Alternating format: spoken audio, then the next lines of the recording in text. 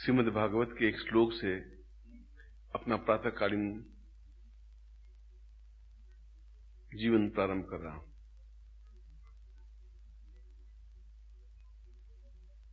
वेद व्यास ने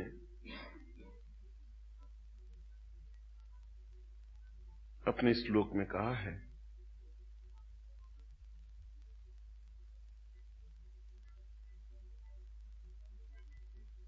पुण्यार्थ देह भवताम नररूप देहम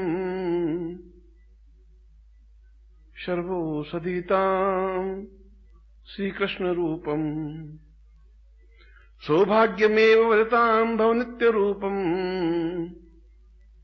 जड़ताम विनाश यदि पूर्व मदेव तुल्यम। मैं सोचता हूं इससे अच्छा कोई श्लोक संसार में हो ही नहीं सकता।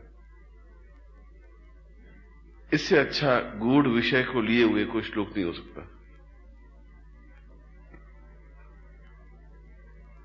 और इससे कोई घटिया श्लोक इसलिए नहीं हो सकता कि आप इस श्लोक को समझे नहीं, हृदय में नहीं उतारे, तो इससे कोई घटिया श्लोक भी नहीं हो सकता। ये आपकी घटियापन है, ये आपकी निम्नता है, और प्रत्येक व्यक्ति अपने आप में निम्न है ही।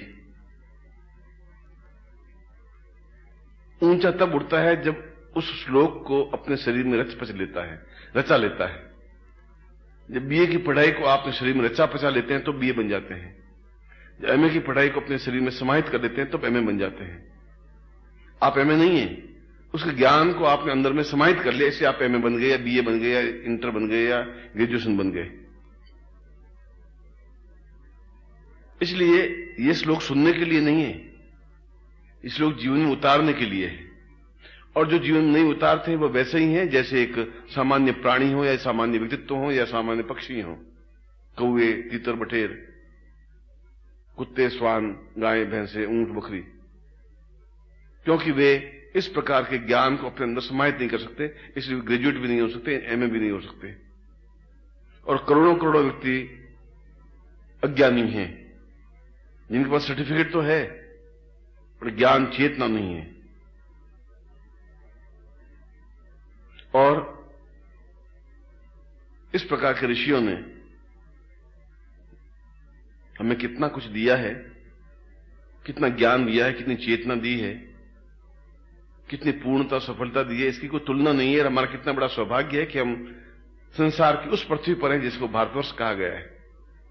संसार के उस स्थान पर हैं जहां भारतवर्ष के रजकण में हम पैदा हुए हैं, बड़े हुए हैं। और संसार के उस भूभाग में है जहां पर हिमालय है, गंगा है और मानसरोवर है। और इससे भी बढ़कर के हम उस स्थान पर हैं जब हम हैं और हमारे सामने गुरु हैं। यदि हम नहीं समझते हैं तो यह सब बेकार है, तुच्छ है, नगण्य है। यदि समझते हैं तो इससे बड़ा सौभाग्य कुछ है ही नहीं। इसलिए वेद व्यास ने पहली पंक्ति में कहा कि यह श्लोक मैं आपको सुनाने के लिए नहीं कह रहा हूं, अपने शिष्यों को कहा और प्रातःकालीन ने कहा और श्री कृष्ण जन्माष्टमी के दिन कहा। यह श्लोक मैं इसलिए भी नहीं कह रहा हूं कि आप इसका मनन करें, अध्ययन करें, पढ़ें। ये पढ़ने के लिए है ही नहीं। कपड़े पढ़ने के लिए नहीं होते, कपड़े पहनने के लिए होते हैं। और यह श्लोक सुनने के लिए नहीं है, जीवन में उतारने के लिए है। और बताया गया है कि श्री कृष्ण के 8 पर्यायवाची शब्द हैं, 8 अर्थ हैं। और यदि हम 8 अर्थों को अपने अंदर समाहित करते हैं तो हम सही अर्थों में मानव बन सकते हैं। हमें पता ही नहीं कि श्री कृष्ण के कितने अर्थ हैं या श्री कृष्ण क्या हैं। हमने उनको एक मामूली सा व्यक्ति समझ बैठे हैं। हमने उनको एक माखन चोर समझ बैठे हैं, एक बालक समझ बैठे हैं, एक यशोदा के पुत्र समझ बैठे हैं। हम उनको ज्यादा से ज्यादा तो ये समझ बैठते हैं कि कर्म भूमि में और महाभारत युद्ध में विजयी हुए, लड़ाई झगड़ा किया, युद्ध किया, और ज्यादा से ज्यादा और ज्यादा ज्ञान हो तो गीता जैसे ग्रंथ का प्रवचन किया, गीता जैसे ग्रंथ को लिखा। मगर ये तो कुछ था ही नहीं, ये तो एक नगण्य थी चीज। इतनी सी बात के लिए अगर बहुत महानता प्राप्त हो जाती तो फिर भीष्म भी इतने महान थे। फिर तो अन्य भी कई योद्धा थे जिन्होंने श्री कृष्ण के समान युद्ध किया। अर्जुन भी थे, युधिष्ठिर भी थे, भीम भी थे, नकुल भी थे, सहदेव भी थे, मगर वे इतने उच्च कोटि पे क्यों नहीं पहुंच पाए और कृष्ण इतने उच्च कोटि पे क्यों नहीं पहुंच पाए, यह भीष्म ने, यह वासुदेव ने, यह वेदव्यास ने इस श्लोक में स्पष्ट किया है। श्री कृष्ण का मतलब है सौंदर्य। प्रत्येक व्यक्ति में सौंदर्य होता है, मगर वह सौंदर्य का प्रस्फुटन नहीं कर सकता। और सौंदर्य होता है मन का, बाहरी वस्त्रों का नहीं। बाहरी वस्त्र आपके सफेद हैं, पीले हैं, लाल हैं, हरे हैं कि नहीं, इससे आदमी सौंदर्य युक्त नहीं बन सकता। सौंदर्य युक्त बनता है जब आपके मन में एक कमल खिलता है, एक हृदय में प्रस्फुटन होता है, एक हृदय से सुगंध का झोंका प्रवहित होता है, एक ऐसा लगता है कि मैं गुरु के पास बैठा हूं, ऐसा लगता है कि यह गुरु नहीं है, एक सुगंध का, एक पवन का, एक वसंत का झोंका है, एक वायु वेग है जिसको मैं अपने प्राणों में, नथनों में भर लेना चाहता हूं और भर करके अपने अंदर का सारा दुर्गंध, अपनी न्यूनता निकाल करके उसको इतना आनंद युक्त बना देना चाहता हूं जिससे कि मैं 24 घंटे तक खुमारी में बना रह सकूं, पूरे साल भर तक खुमारी बना रह सकूं। श्री कृष्ण का पहला अर्थ यह है कि हम सौंदर्य युक्त बन सकें आज, अगर बनना चाहें और बनने की क्रिया हो, यदि आपके सामने गुरु हो और यदि बनाने की इच्छा वो रखता हो, यदि आप बनने की इच्छा रखते हो, फिर ऐसा दिन तो वापिस साल भर बाद आता है। उसमें आप होते हैं कि नहीं होते हैं, गुरु होता है कि नहीं होता है, यह विषय होता है कि नहीं होता है, इसकी कोई कल्पना नहीं की जा सकती। और श्री कृष्ण का दूसरा अर्थ होता है पूर्ण संपन्न होना, पूर्णता प्राप्त करना। और पूर्णता प्राप्त बीए और एमए पास करने से नहीं होती, क्योंकि हमारे आज तक के किसी ऋषि मुनि ने बीए एमए पास नहीं किया, कबीर, सूर, मीरा, तुलसी ने भी नहीं किया, वशिष्ठ, विश्वामित्र, गर्ग, अत्रि, कणाद ने भी नहीं किया, कृष्ण ने भी नहीं किया, राम ने भी नहीं किया, महावीर ने भी नहीं किया, बुद्ध ने भी नहीं किया। वे कागज के टुकड़े इकट्ठे नहीं कर पाए। इसलिए ज्ञान और प्रगल्भता, ज्ञान और चैतन्यता वहां प्राप्त हो सकती है जहां अथाह समुद्र है, अथाह सागर है, अथाह मानसरोवर है। ऐसा मानसरोवर है जहां प्रेम की झील है, और जिस प्रेम की झील में हम हंस बन करके उतर सकें, हम हंस बन करके गतिशील हो सकें, हम हंस बन करके उसमें डुबकी लगा सकें, और हम हंस करके मानसरोवर की गहराई नाप सकें। और उसमें आपके साथ गुरु होता है, क्योंकि आप अकेले नहीं होते। आपको पता नहीं है कि आपको अपने डैने अपने पंख कैसे फैलाने हैं, आपको यह भी मालूम नहीं है कि मानसरोवर क्या चीजें कहां हैं, आपको यह भी मालूम नहीं कि उसमें कैसे डुबकी लगाई जाती है, आपको यह भी मालूम नहीं कि उसमें से कैसे निकला जाता है। मगर यदि आप में ज्ञान है, ज्ञान की चेतना है, दीपक है, प्रज्वलन है, जलता हुआ दीपक है, तो आप गुरु को पहचान लेंगे। क्योंकि कृष्ण को कृष्ण कहा ही नहीं कहीं पर, पूरे शास्त्रों में कृष्ण को कृष्ण नहीं कहा गया, कृष्ण को गुरु ही कहा गया है। कृष्ण वंदे जगत गुरुम, गुरुत्वम शिव देवाताम कृष्णम गुरुत्वम एवचः, गुरुत्वम गुरुत्वम चैव कृष्णम केवल गुरुत्वः। केवल गुरु संसार में हुआ है तो कृष्ण ही हुआ है, जिसने प्रत्येक विषय को पढ़ाया है, बताया है, पोथियों के माध्यम से नहीं, प्रैक्टिकल रूप में। आलोचना उनकी भी हुई होंगी, गालियां उनको भी मिली होंगी, समाज वो का वो जैसा आज है, उसमें समाज वही था, उसमें लड़ाई झगड़े होते थे, भाई भाई लड़ते थे, उसमें अर्जुन और दुर्योधन भाई थे आपस में और दोनों लड़ते थे, आमने सामने युद्ध भूमि में खड़े होते थे। उसमें भी स्त्रियों का आहरण होता था, उनके कपड़े उतारे जाते, द्रौपदी को उतारे जाते थे। ये समाज उसमें वैसा ही था, उसमें कोई बहुत महानता नहीं थी। ये हमने एक सत्ययुग और त्रेता युग, द्वापर युग को नाम दे दिया, जो आज है उसमें वही था। पर उसमें भी कृष्ण अपने आप में अडिग भाव से खड़े रह सके, और हम अडिग भाव से खड़े रह करके उस श्री को, उस लक्ष्मी को अपने आप में पूर्ण रूप से उतार सके, फिर आपके जीवन में कुछ कमी नहीं रह सकती। मैं जानता हूं कि मेरे कहने के बाद में आपके पल्ले कुछ पड़ेगा नहीं, मैं ये भी जानता हूं कि मेरा कहना आपके सामने वैसा ही है जैसे मैं जंगल में चीखूं चिल्लाऊं और उसको कोई सुने नहीं, ऐसा ही आपके सामने मेरा चीखना चिल्लाना है। इस बात को मैं साल भर से अनुभव कर रहा हूं। कई बार सोचता हूं कि मैं ही शायद मूर्ख हूं कि मैं इनके सामने ऐसे विषय बोलता हूं। कई बार मैं सोचता हूं कि कोई फायदा नहीं है, न इनका छल, न इनका झूठ, न इनका कपट, न उनका व्यभिचार, न असिता, न न्यूनता जाती ही नहीं है, क्योंकि इनमें खून वैसा ही है। उनको मैं प्योरिफिकेशन नहीं कर सकता, शुद्ध नहीं कर सकता। तो जब खून पवित्र होगा ही नहीं तो इनमें गुरु के प्रति ममत्व, प्रेम, सम्मान पैदा हो ही नहीं सकता। नहीं पैदा हो सकता तो आप मनुष्य बन ही नहीं सकते। श्री कृष्ण बनना तो बहुत दूर की बात है। श्री कृष्ण से पहले एक शब्द और है, गुरु। जब आप गुरु में नहीं हो सकते, जब आपको ये ज्ञान नहीं गुरु को क्या जरूरत है, जब आप गुरु के लिए आंखों में आंसू नहीं बहा सकते, जब गुरु के लिए प्रेम में नहीं बन सकते, जब गुरु से एकाकार नहीं हो सकते, जब गुरु के सुगंध को अपने आप भर नहीं सकते, तो फिर आप शिष्य क्या हैं? आप नहीं है। आप केवल छल है, एक पाखंड है, झूठ है, एक धोखा है। अपने आप में खुश है, हम शिष्य हैं, और मेरे में आप बेकार हैं, तुच्छ हैं, शिष्य नहीं है। वैसे ये सड़क चलते हुए लोग हैं। इसलिए जब आप श्री कृष्ण को समझें तो उसके पहले शब्द लगाए हुआ श्री कृष्ण, श्री, और श्री का मतलब है पूर्णता प्राप्त करने की क्रिया। प्रत्येक विषय में पूर्णता प्राप्त करने की क्रिया। शरीर, मन, प्राण, चेतना, ज्ञान, उपयोगिता, दिव्यता, तेजस्विता, उससे भी बढ़कर के अपने अंदर, अपने प्राणों में पूर्ण विराट काय गुरु को समाहित कर देने की क्रिया।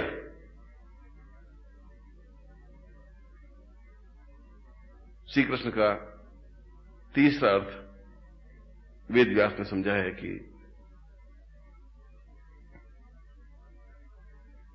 श्री कृष्ण के शरीर से अष्टगंध प्रवाहित होती है। यह अष्टगंध उन शरीर से प्रवाहित होती है जिनका शरीर बहुत अधिक पवित्र होता है। यह अष्टगंध उनके शरीर से प्रवाहित होती है जो अपने आप में दिव्य होते हैं। यह अष्टगंध उनसे शरीर की प्रवाहित होती है जो अपने आप में चैतन्य पुरुष होते हैं, शलाका पुरुष होते हैं। मगर क्या हम में इतनी ग्रहण शक्ति है कि हम उन अष्टगंध को एहसास कर सके? नहीं है। हम भेद भी नहीं कर सकते। हम तो एक वायु को दूसरे वायु में डिफरेंस कर ही नहीं सकते। इस कमरे की हवा में और सड़क की हवा में कितना डिफरेंस है हम अनुभव नहीं कर सकते। उस बाहर इस बगीचे में पौधे झूम रहे हैं और मेरे कमरे में पौधे हैं वो झूम नहीं रहे हैं, तो उन दोनों का हवा में डिफरेंस क्या है हम समझ ही नहीं पा रहे हैं। जब हवा में डिफरेंस नहीं समझ सकते तो फिर हम गुरु को कहां से समझेंगे? और इसलिए जो उत्तम कोटि के गुरु होते हैं वे उन कृत्रिम सुगंध को, जिसको आज की भाषा में परफ्यूम कहते हैं या जिसकी आज की भाषा में इत्र कहते हैं, वे शरीर पर लगा देते हैं, जिससे अष्टगंध छुप जाए और आप उनकी परफ्यूम को सूंघ करके प्रसन्न हो जाएं कि बहुत सुगंध आ रही है। एक परफ्यूम नकली, एक घटिया चीज, मगर उस अष्टगंध को रोकने के लिए कि कहीं ये माया से निकल के ब्रह्म में लीन नहीं हो जाए, ब्रह्म में नहीं बन जाए, अपने आप में प्राणों को जोड़ नहीं दे, इसलिए वो देख लेना चाहता है, ट्रस्ट कर लेना चाहता है कि क्या ये शिष्य है, क्या इसमें अभी न्यूनता समाप्त हुई, क्या इसमें पूर्णता आई, क्या इसकी आंखों में आंसू आए, क्या इसमें एकदम से न्यूनता समाप्त हुई? नहीं हो सकती, कम से कम आप में तो नहीं हो सकती। आधे घंटे बाद आप वैसे के वैसे हैं जैसे सांड आप आधे घंटे पहले थे। कुछ अंतर आ ही नहीं सकता आप में। मैंने बहुत प्रयत्न करके देख लिया है और मैं इस पॉइंट पर व्यथित हूं। आपकी इच्छा है तो आप रहे, नहीं रहे आप जाएं, मुझे इस बात की चिंता नहीं है। आप में है ही नहीं, आंसू है ही नहीं, आप में समर्पित होने की क्रिया ही नहीं है। आप उस परफ्यूम के अंदर घुस करके उस अष्टगंध को प्रवाहित और अष्टगंध को सुगंध प्राप्त करने की चेतना है ही नहीं। और ये आपकी न्यूनता है, गुरु की न्यूनता नहीं है। प्रत्येक गुरु में ऐसा हो ऐसा मैं नहीं कह सकता, और वह गुरु है ही नहीं जिसमें ऐसा अष्टगंध प्रवाहित नहीं हो। गुरु वह होता है जिसके शरीर के रोम रोम से एक ज्ञान, एक चेतना, एक सुगंध प्रवाहित होती है, ऐसी सुगंध कि जहां बैठ करके तृप्ति सा अनुभव होता है, लगता है कि जैसे हम गंगा के किनारे बैठे हों, एक तृप्ति मिलती हो, एक पूर्णता मिलती हो, एक चेतना मिलती हो। और इसलिए श्री कृष्ण के शरीर से अष्टगंध प्रवाहित होती थी, राम, बुद्ध और महावीर के शरीर से नहीं। क्यों नहीं? कि वे अपने आप में प्रत्येक रंग में अपने आप में सजीव थे। प्रेम में तो पूर्णता के साथ प्रेम किया, घबराहट के साथ प्रेम नहीं किया। सांदीपन के आश्रम में पूर्णतः सदगुरु में समर्पित हुए, लकड़ियां लाए, जंगल में रोटियां बनाई और गायें चराई, मगर इस बात का एहसास नहीं है कि मैं राजा का बेटा, उस देव का बेटा हूं। यह अहंकार उसने मन में नहीं लाया। और आपके पास अहंकार के अलावा कुछ है ही नहीं, झूठ और छल के अलावा कुछ है ही नहीं, द्वेष दंभ के अलावा कुछ है ही नहीं। आप इनको नहीं हटा सकते, आप ऐसे ही हैं। इस बात की आपको विशेषता है, इस बात का मुझे दुख है। और हम झूठ श्री कृष्ण जन्माष्टमी को मना रहे हैं, हम छल कर रहे हैं अपने आप को और श्री कृष्ण को। हम उनको समझ ही नहीं पाएंगे तो कृष्ण जन्माष्टमी क्या मनाएंगे, वो क्या पैदा होंगे, वो क्या रोज पैदा होते हैं? यह तो एक दिन है जिसको हम एहसास करते हैं। यह तो सूर्य है कि हम एहसास करते हैं कि आज सूर्य उदय हुआ और रोशनी बिखेरी। क्या रोशनी को पकड़ा आपने? उगते हुए सूर्य को आपने देखा कितना लाल सुर्ख होता है? क्या आपने उस आनंद को अनुभव किया? कभी आपने चिड़ियों की चहचहाना सुना? नहीं सुन पाए, इसलिए कि चिड़ियों की चहचहाहट से आपका आलस्य और नींद आपके लिए ज्यादा उचित और अनुकूल है। उस दुर्गंध युक्त गूदड़ में सोने आपके लिए बड़ा सुखदायक है। आप क्या प्रगल्भ पुरुष बनेंगे, आप क्या चेतना पुरुष बन सकेंगे? शायद आप नहीं बन सकेंगे। और वेद व्यास ने उस कृष्ण का 5वां अर्थ बताया कि श्री कृष्ण का मतलब है पूर्ण गुरुत्वमय बनना। गुरु बनना नहीं, गुरुत्वमय बनना। नो डिफरेंस रहा है। शिष्य गुरु नहीं बन सकता, गुरु बनने में आनंद है ही नहीं। गुरु को देता ही देता है, शिष्य प्राप्त ही प्राप्त करता रहता है। इसलिए उस प्राप्त करने की क्रिया निरंतर प्राप्त करें। और निरंतर प्राप्त हो पाती जब निरंतर गुरु के साथ रहें। हम 4 महीनों में एक बार गुरु के पास आए तो कितना समय व्यतीत कर पाएंगे? और ये हमारा कितना बड़ा सौभाग्य है कि हम गुरु के समीप 24 घंटे हैं। हमें एहसास है कि यहां से 4 कदम पर गुरु बैठे हैं, ऊपर 5 कदम पर बैठे हैं, 10 सीढ़ियों पर ऊपर बैठे हैं। इससे बड़ा सौभाग्य और क्या हो सकता है? गुरु का शब्द नीचे आने का हो और उसका मन बिल्कुल साफ हो, जैसा गुरु चाहते हो। वो नीचे आए और आप सावधान मुद्रा में खड़े हो जाएं कि उनके दर्शन हो रहे हैं। गुरु आए और आपकी उंगली अपने आप चलने लग जाए कि मैं क्रियमाण हूं, दिखावा नहीं हो। और आप दिखावे के अलावा कुछ नहीं करते। आप केवल एक उनको एहसास दिलाते हैं कि मैं वर्कर हूं, मैं काम करता हूं। आप कुछ काम नहीं करते, केवल 24 घंटों में 1 घंटे का काम करते हैं और 23 घंटे आप बर्बाद कर देते हैं, क्योंकि 24 घंटों काम 1 घंटे में ही करते हैं आप। यदि आप उसको पूंजीभूत देखें तो केवल 1 घंटे का काम है आपके पास। 23 घंटे आपके बेकार हैं। आप अपने आप को छल करते हैं, आप गुरु को धोखा देते हैं, आप अपने आप को धोखा देते हैं। क्योंकि 60 मिनट होते हैं, 360 सेकंड होते हैं। और 7वां श्री कृष्ण का अर्थ बनाया, वेद व्यास ने बताया कि वह प्रेममय होता है। जिसके पास और कुछ हो या नहीं हो, केवल प्रेम की नदी बहती ही रहती है। वह निरंतर प्रेम में मग्न रहता है, निरंतर प्रेममय। वह प्रेममय है नहीं, प्रेम प्रभावित करता रहता है। गंगा नहीं है, गंगा निरंतर बहती रहती है। गंगा एक जगह खड़ी रहेगी तो पोखर कहलाएगी, तालाब कहलाएगी। बहती रहती है इसलिए गंगा कहलाएगी। वह ठेठ गंगोत्री से उतर के समुद्र तक मिलती है, इसलिए गंगा है। इसलिए कृष्ण है कि निरंतर वह प्रवाहित है, वह प्रेम निरंतर बह रहा है। और हमारा दुर्भाग्य यह है कि हम प्रेम में अवगाह नहीं कर पाते। हम प्रेम कर ही नहीं सकते, हमें प्रेम करना आता ही नहीं। हम उनको भुजाओं में भर नहीं सकते, हम उनके चरणों में लोट नहीं हो सकते, हम उनके चरणों में नतमस्तक नहीं हो सकते। हम झिझक आती है, संकोच आता है, हमें डर लगता है कि लोग क्या सोचेंगे, बाकी से क्या सोचेंगे। और डर करके आप जो जीवन जीते हैं और वैसा ही जीवन है गधे, कुत्ते, पुरुष और गए बीते लोगों का होता है। क्योंकि आप में एकदम ताकत की क्षमता नहीं है। आप सोचते लोग क्या कहेंगे। जब आपका सिर स्वयं इस बात का मजबूर हो जाए कि मुझे चरणों में समर्पित हो जाना है, जब आपकी चेतना इस बात को एहसास कर ले कि मुझे उनके लिए अपने आप को न्योछावर कर देना है तो सब कुछ प्राप्त कर लेना है। और ये न्योछावर प्राप्त करना और प्राप्त करने की क्रिया और लेना केवल प्रेम के माध्यम से हो सकता है, और कोई रास्ता नहीं है। भौतिक पदार्थ से रास्ता नहीं है। आप मुझे 2 रोटी दे दें, उससे कुछ लेना देना नहीं होता है। आप मुझे पानी गिलास दे दें या जलेबी दे दें या मिठाई दे दें, उससे कोई लेना देना नहीं। ये भौतिक चीज है। और प्रेम आप दे नहीं सकते क्योंकि आपके पास है ही नहीं। यदि आप मन को टटोले, प्रेम जैसी चीज नहीं है। झूठ, छल, कपट तो है, व्यभिचार है, असत्य है, द्वेष और न्यूनता तो है, एक दूसरे को जली कटी सुनाने की प्रवृत्ति तो है, और घटिया पुरुष तो आप हैं।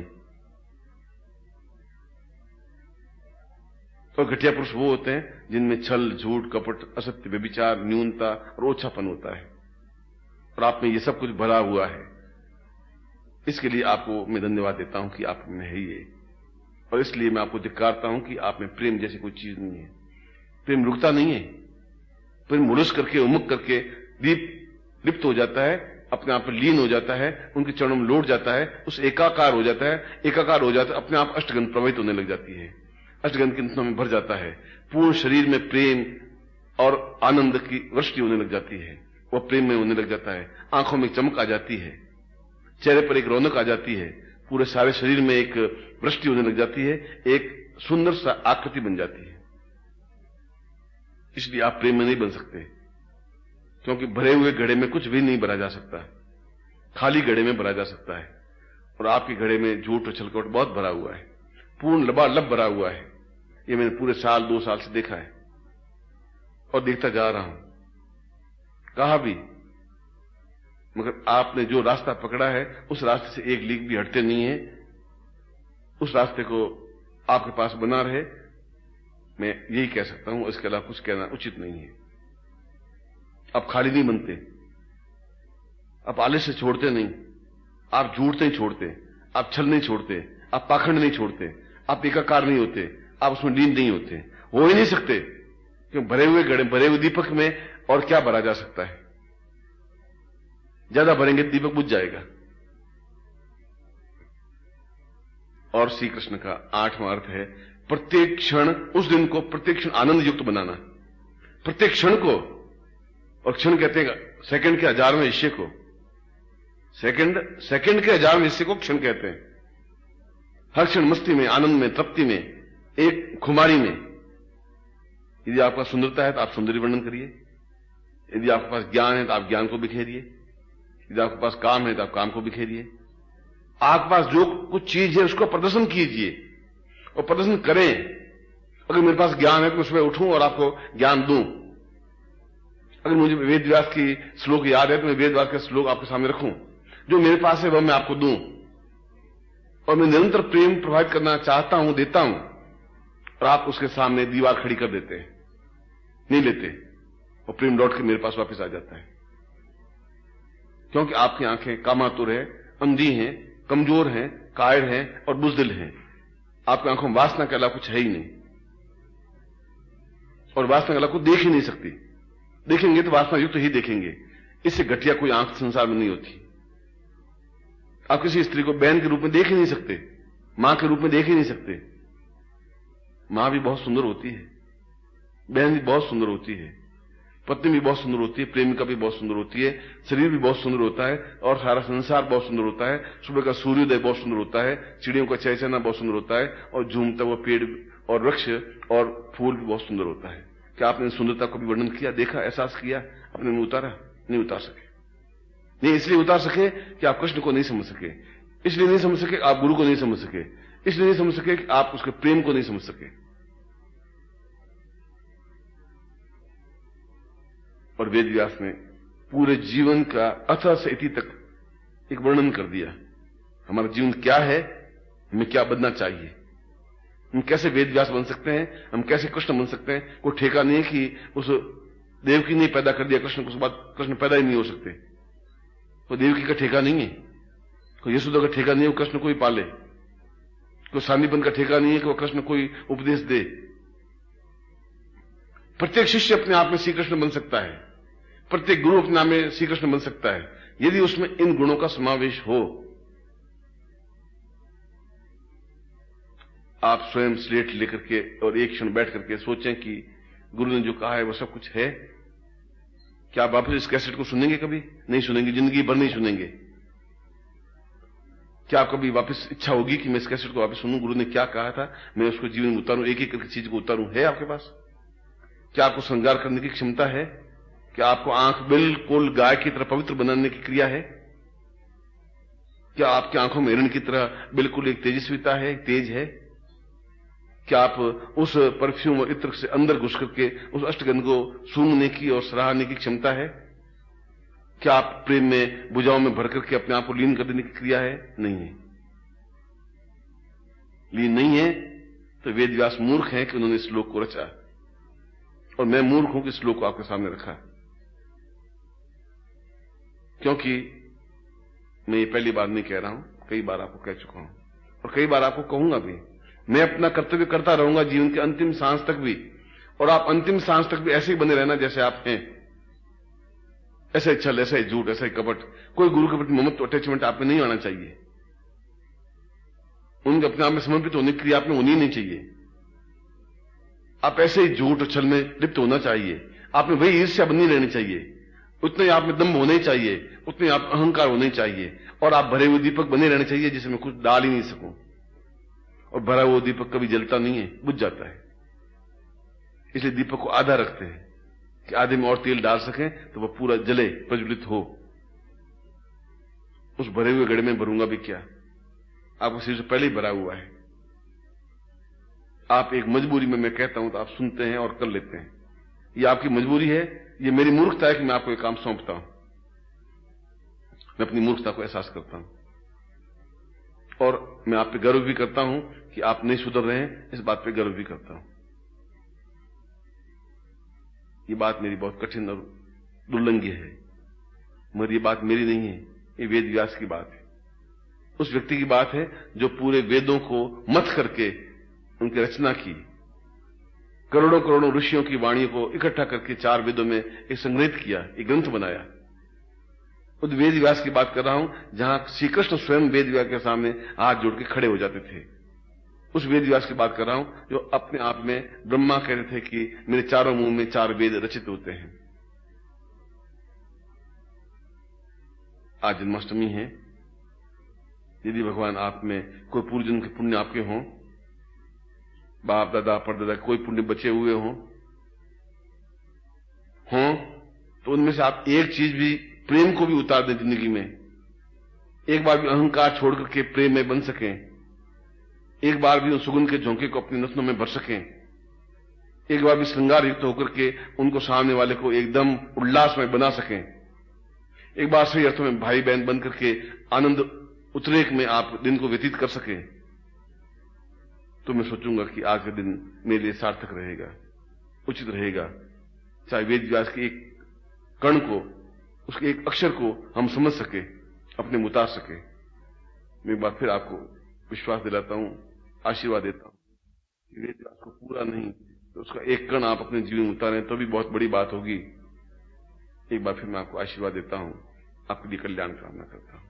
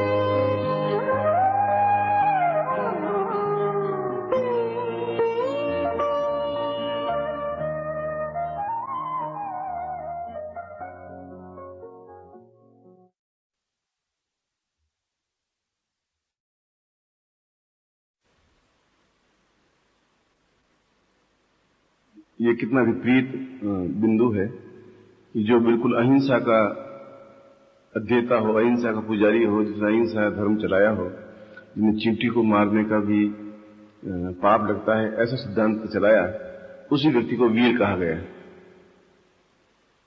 और वीर नहीं, महावीर कहा गया। वीर वो होता है जो लड़ाई झगड़ा करता है या लड़ाई करता है या युद्ध में शत्रुओं को मारता है या समाप्त करता है, उसको वीर कहते हैं।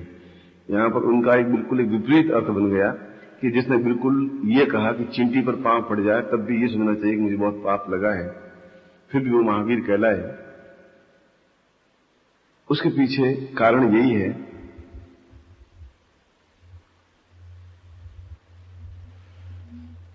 कि जीवन जो तुम कर रहे हो, जो कार्य कर रहे हो, वह तुम्हारा जीवन नहीं है।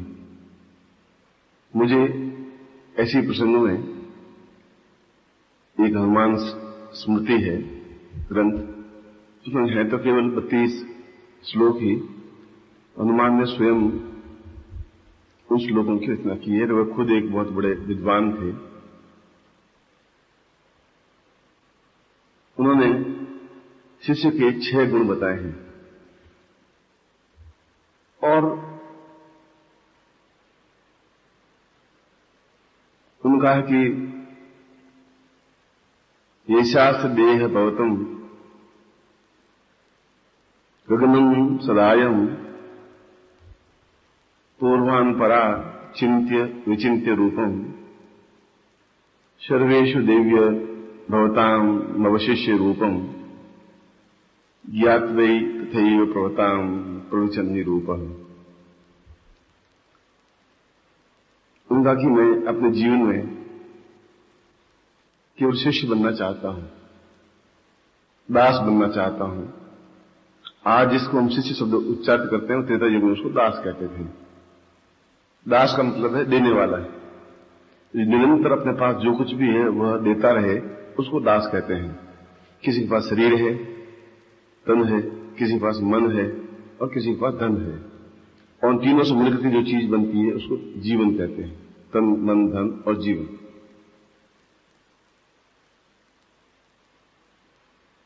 उसने कहा कि मेरे पास मैं दास कहलाना ज्यादा इसलिए पसंद करता हूं कि यह जीवन की सर्वोच्च उपलब्धि है। महापुरुषों को तो स्मृति या याद रखे या नहीं रखे, मगर जो दास होते हैं, जो शिष्य होते हैं, उनको जीवन भर आने वाली पीढ़ियां याद रखती हैं।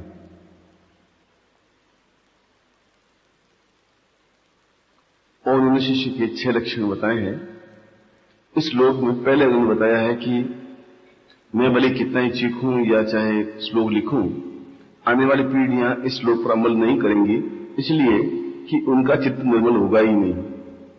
उनका चित्त इतना दूषित कलुषित हो जाएगा कि वे अपने जीवन में बहुत अच्छे ऊंचे शिष्य बन ही नहीं सकेंगे। बने तो वैसा ही होगा जैसे चींटी समुद्र को पार कर ले। फिर भी चींटी समुद्र को पार कर सकती है। उसने शिष्य का पहला गुण ये बताया है कि अगर शिष्य बनना ही है, अगर दास बनना ही है, तो फिर समय उसके लिए कोई मूल्य नहीं रखता। केवल ये मूल्य रखता है कि गुरु या स्वामी क्या आज्ञा देते हैं, मुझे उसका कैसे पालन करना है। जो उनका कहना है मुझे पालन करना है, मुझे उसके ऊपर तर्क वितर्क नहीं करना है। दूसरा, उन्होंने बताया कि उसकी नींद एक स्वान निद्रा की तरह होती है। जैसे सड़क पर कुत्ता सो रहा हो और आप बिल्कुल पास में से निकल जाए तो फट आंख खोलता है, आंख को देखता है, फिर आंख बंद कर लेता है। मतलब दिन में 500 आदमी निकलेंगे तो 500 बार उसकी आंख खुलेगी। तो उसकी नींद स्वान निद्रा की तरह होनी चाहिए। ऐसी नींद नहीं कि अघोर नींद सोता रहे, ऐसा भी नहीं है। तीसरा उन्होंने शिष्य का गुण और धर्म ये बताया है कि वह मन को इतना अधिक दिव्य बना दे कि बाहर की दूषित हवाएं उस पर लगे ही नहीं, आस पड़ोस की गंदी मैली हवाएं उस पर लगे ही नहीं। उसमें विकार, जो उसने मैंने 33 संचारी भाव बताए थे, वे 33 संचारी भाव उस पर व्याप्त नहीं हुए। और मन में किसी प्रकार का अहंकार, क्रोध, काम और कपट का व्यवहार ये मन में आवे ही नहीं। चौथा उन्होंने अनुमान में ये बताया कि यदि मेरे शरीर के किसी भी अंग को चीर फाड़ करके देखा जाए तो उसमें से केवल राम शब्द ही निकलेगा। और ऐसा उन्होंने आगे चल करके अपने सीने को फाड़ करके जब राम ने कहा कि तुम मुझे याद रखते ही कहां हो, तो उन्होंने कहा कि मेरे पास और कोई सर्टिफिकेट, कोई प्रमाण नहीं है, और जो नाखूनों से अपने सीने को फाड़ करके दिखा दिया कि देखिए आपके अलावा, राम और जानकी के अलावा, या आप और मां के अलावा इस सीने में कोई और है तो आप मुझे दिखा दीजिए। ये इस बात का ज्वलंत उदाहरण है कि उन्होंने कहा, एक संदेह का एक बिंदु उभरा, उन्होंने उसी क्षण उसका प्रमाण दे दिया कि आपके मन में संदेह राजनीतिक कुचक्रों की वजह से उभरा होगा, मेरी वजह से शायद भरत या शत्रुघ्न या कैकेयी या और कोई शायद आपके मन के कान को भरते होंगे, मगर आप देख लें जो मैं आपका दास हूं, और जब अपने सुग्रीव को छोड़ दिया तो अब मेरे जीवन में और कोई दूसरा रहा ही नहीं।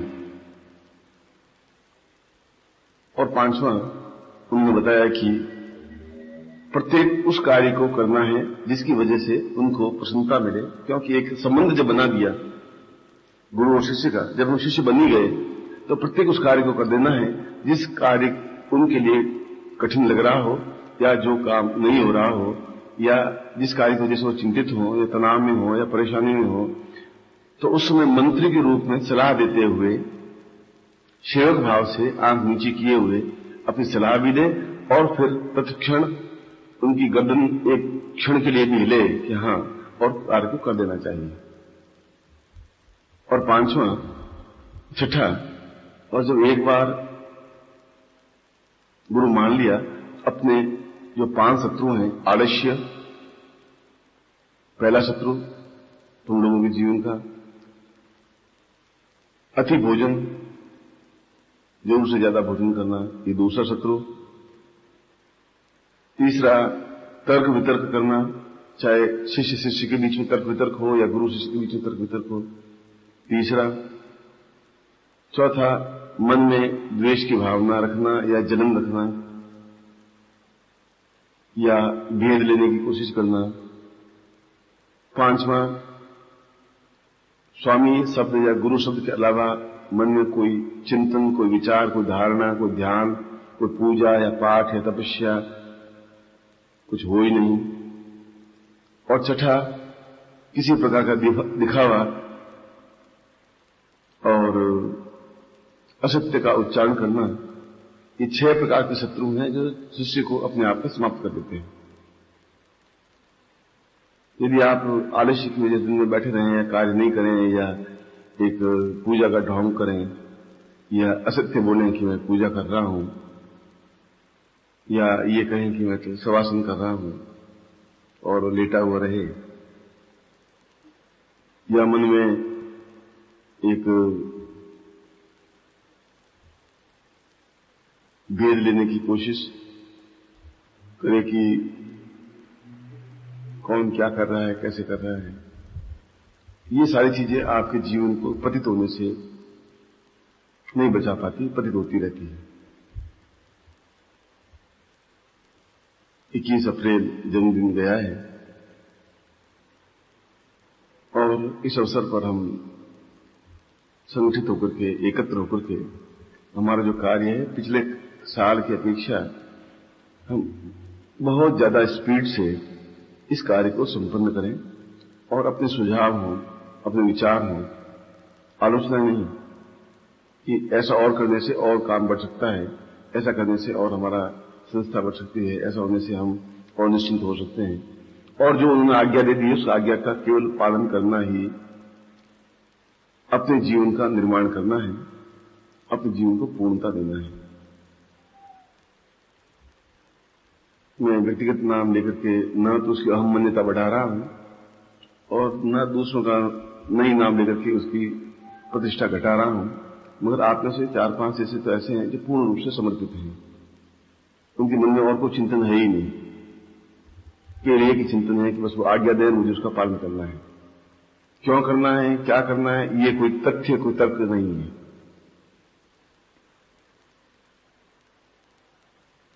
मगर हमारे जो विकार हैं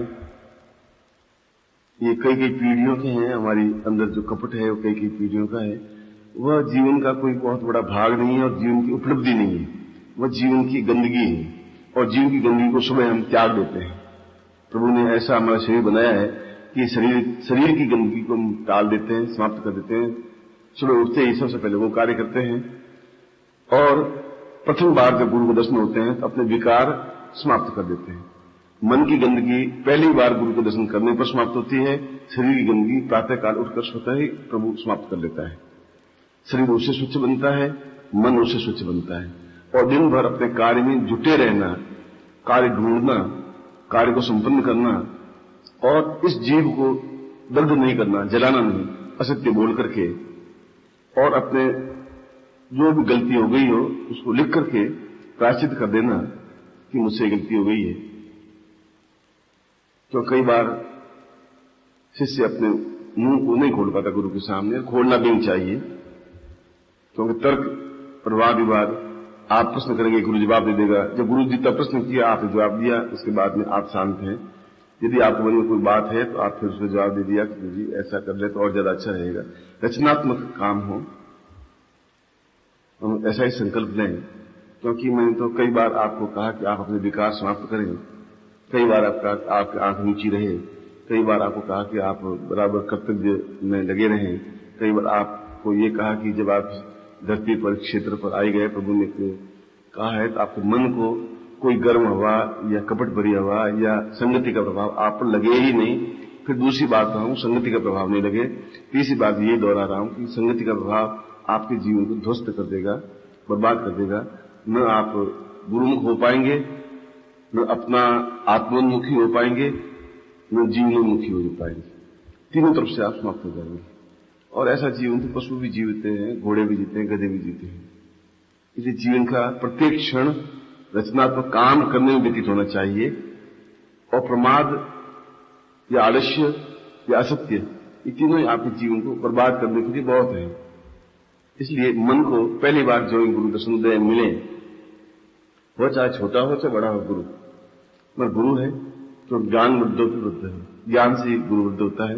उनके सामने आपकी जबान नहीं खुले और आपके आंखें नम्र हो, आप में श्रद्धा का भाव हो, आपकी आंख में एक प्यार हो और समर्पण की भावना हो, और किस प्रकार से हम बराबर रचनात्मक काम करते रहे। सोचिए कि क्या मैं इससे ज्यादा काम कर सकता था आज? अगर कर सकता था तो ये मेरा जीवन आज वो इतना टाइम मेरा बेकार गया कि मैं रचनात्मक काम नहीं कर पाया।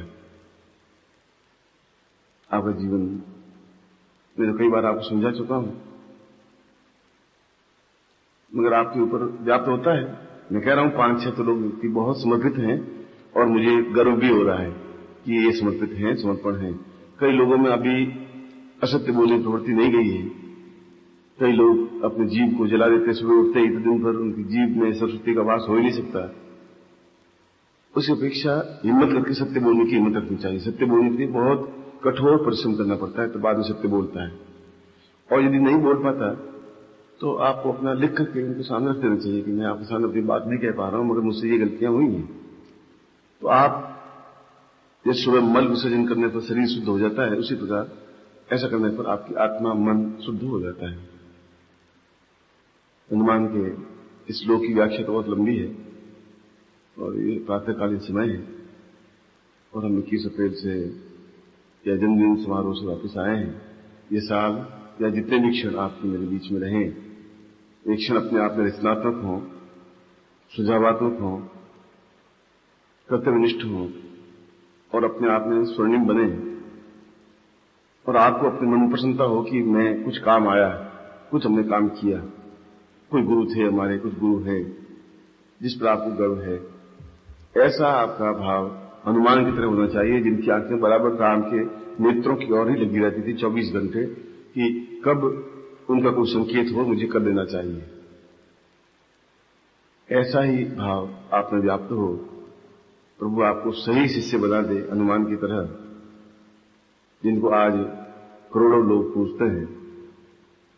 ऐसे ही मैं आपको आशीर्वाद देता हूं, आप महावीर बन सकें। ऐसा ही मैं करुणाद्र होकर के अपनी वाणी आपके सामने उच्चित कर रहा हूं और आपको आशीर्वाद देता हूं कि वास्तव में आपका जीवन एक सही और पूर्णतः सही, प्रामाणिक सही, अद्वितीय सही शिष्य बनने की ओर बढ़े और बन जाए, ऐसा ही नहीं कल्याण आशीर्वाद कल्याण हो, सुखी हो।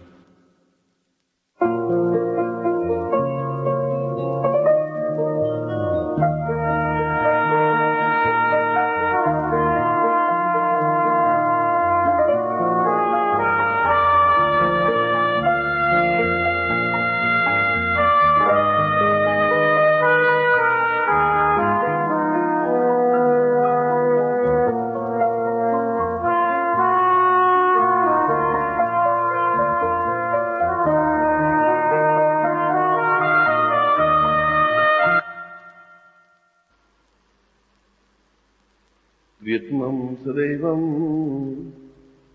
ध्रुवं नित्यपूर्णं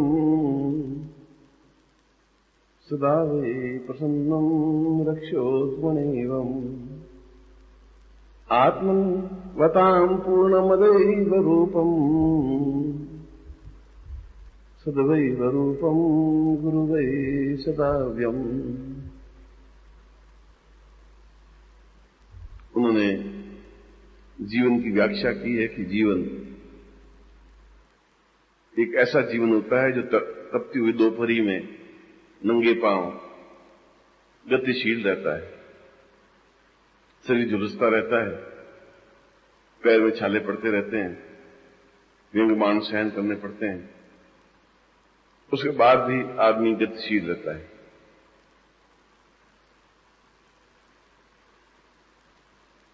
और वे लोग बहुत धन्य होते हैं जो ऐसे पुरुष के सानिध्य में होते हैं जहां अभय होता है, निश्चिंतता होती है, निर्भीकता होती है, और सौंदर्य वह कहलाता है जहां मन में सत्य और सच्चरित्रता होती है। जहां सच्चरित्रता है, जहां प्यार है, जहां पवित्रता है, जहां दिव्यता है, वह सौंदर्य है। कई वर्षों के बाद आज रक्षाबंधन का पर्व आपके साथ मनाने का अवसर मिला है। यह भी शायद ईश्वर की कोई नियति होगी, क्योंकि कल माता जी के कम से कम 20 टेलीफोन आ चुके हैं। समझ नहीं पा रही कि गुरु जी क्यों रुके हैं। वहां के स्टाफ का एक फैक्स लेटर मिला कि हमसे क्या चूक हो गई कि आप रक्षाबंधन के दिन यहां नहीं है। मगर रक्षाबंधन का मतलब है कि हम एक ऐसा प्रेम का वातावरण बनाएं, एक ऐसी चरित्रता बताएं कि हमारे अंदर चरित्रहीनता, निम्नता, मैलापन,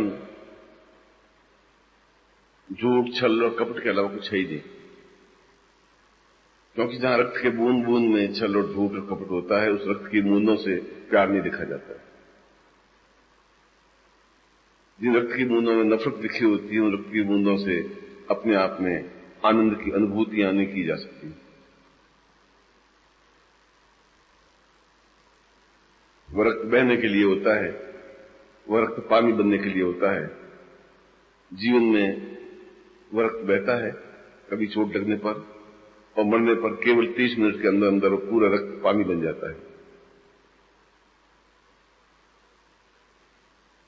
मगर कोई न कोई इच्छा, कोई न कोई कारण, कोई न कोई उद्देश्य होगा कि मैं आप लोगों के बीच में हूं।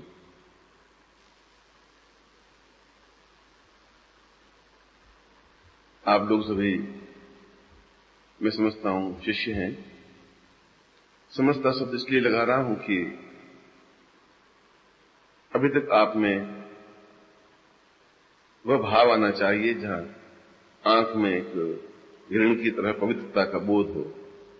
आप अगर गाय और हिरण की आंख देखें तो उसमें बहुत सच्चित्रता होती है, बहुत निर्मल होता ही है, और बड़ा अपनत्व का भाव होता है जहां किसी प्रकार गंदगी और मैलापन नहीं होता है। हम कर्म क्या करते हैं वो बात अलग है, और आंख क्या है वह बात अलग है। आज के दिन रक्षा का दिन है। और राखी का मतलब है जो रक्षा कर सके, जो रक्षा की निवेदन कर सके। राखी शब्द रक्षा से बना है। रक्षण तो वे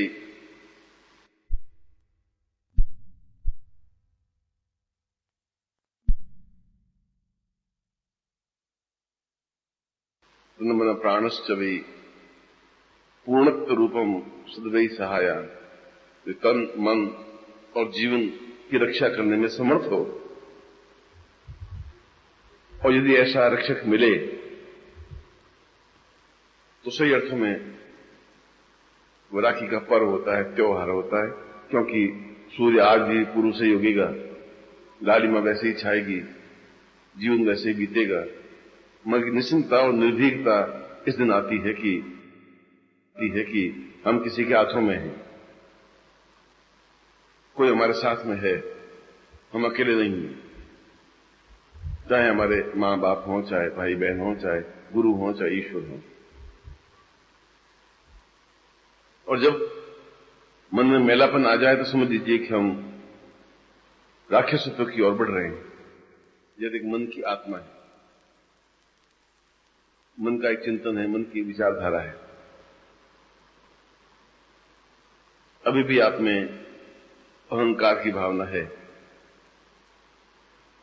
अभी भी आप में कभी कभी नफरत की भावना का उदय होता है, अभी भी मन में यह आता है कि मैं क्यों झुकूं, अभी भी संदेह के बीज आपके अंदर बोए हुए हैं। और यदि बोए हुए आज तक भी हैं तो भविष्य में ये बीज समाप्त नहीं हो पाएंगे। ये दिन पहला और आखिरी दिन है जब आप मन से एक दूसरे के प्रति प्यार प्रदर्शित कर सकेंगे, जब आप मन से समर्पित हो सकेंगे, जब मन से किसी को रक्षक मान सकेंगे, जब मन से समर्पित हो सकेंगे, जब मन से पूर्णता की ओर अग्रसर होते हुए पूर्णता प्राप्त कर सकेंगे। प्रश्न जोधपुर और दिल्ली का नहीं, परंतु पूरा भारतवर्ष, पूरा संसार और पूरा सिद्धाश्रम और योगी, शेती, सन्यासी हैं। प्रत्येक ये कामना करते हैं कि गुरुदेव मेरे साथ में रहें। और यथासंभव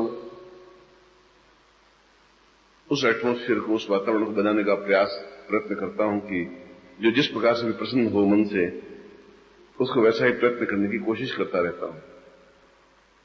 परिवार में 5 लोगों को प्रसन्न करना भी बहुत बड़ा कठिन कार्य है। पूरे भारतवर्ष में लाखों लोगों को प्रसन्न बनाए रखना बहुत कठिन कार्य होता है। सभी लोग समर्पित होते हैं, डिवोटी होते हैं, प्रसन्न होते हैं और आज्ञा पालन के लिए तत्पर होते हैं। यह तो विशेषता की बात नहीं कह रहा हूं। जब आपके पास एक प्रेम का सागर उमड़ रहा हो, उसमें जो भी स्नान करेगा वो अपने आप में प्रेममय बनेगा ही बनेगा।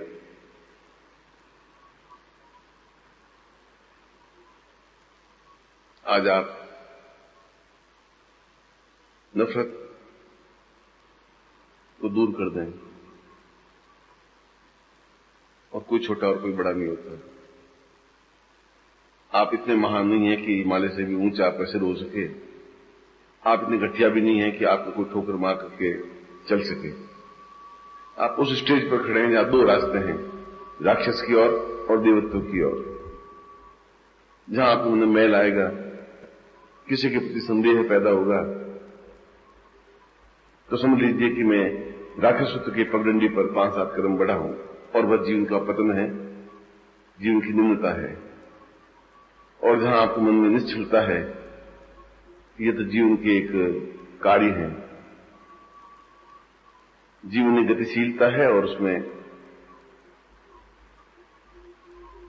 पराम्बा को, भगवती जगदम्बा को कई प्रकार की लीलाएं करनी पड़ती हैं। ईश्वर को कई रूप में अपने आप में विभक्त होना पड़ता है, कभी राम, कभी कृष्ण, कभी बुद्ध।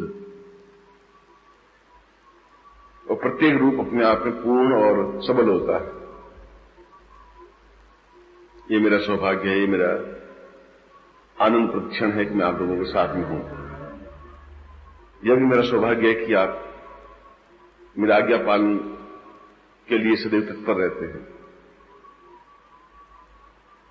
यह भी मैं कह सकता हूं कि आप तन से बहुत अधिक सुंदर हैं।